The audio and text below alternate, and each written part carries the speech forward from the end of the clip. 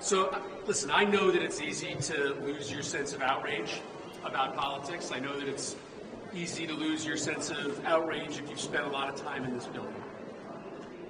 But what has happened here over the last 4 months is outrageous. It is outrageous that last fall Republicans decided to play games with the security of the world and say that they wouldn't support funding for Ukraine, even though on the merits they supported it, unless we packaged it together with bipartisan immigration reform. It is doubly outrageous for them to now oppose the very bill that they begged us to craft. A group of us spent 4 months working every day, through the holidays, through the weekends, to satisfy the demands that Republicans made. We followed the Republican instructions on how to get a bipartisan border deal and how to get aid to Ukraine unlocked. And within 24 hours of unveiling that agreement, they abandoned bipartisan border reform and Ukraine for one reason, because Donald Trump asked them. They looked at a border reform package that would have gotten control of the border, that would have fixed the crisis at the border. And Republicans decided that they would be better off preserving chaos at the border as an election issue instead of solving the problem.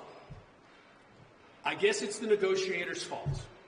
We crafted a bill that was too effective.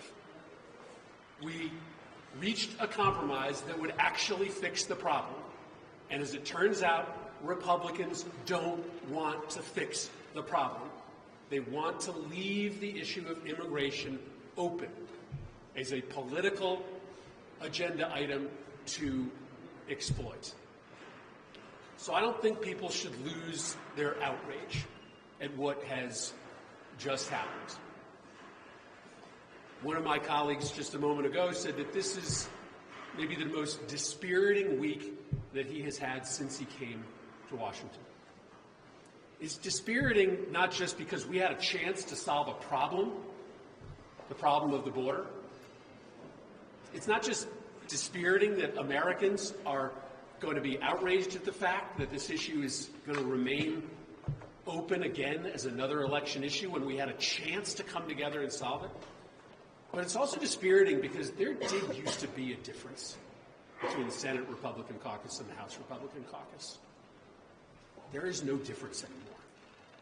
They are just as dysfunctional. They are just as tied to President Trump. And that's a sad day for the United States Senate. So I think all of us are grasping for the path forward here.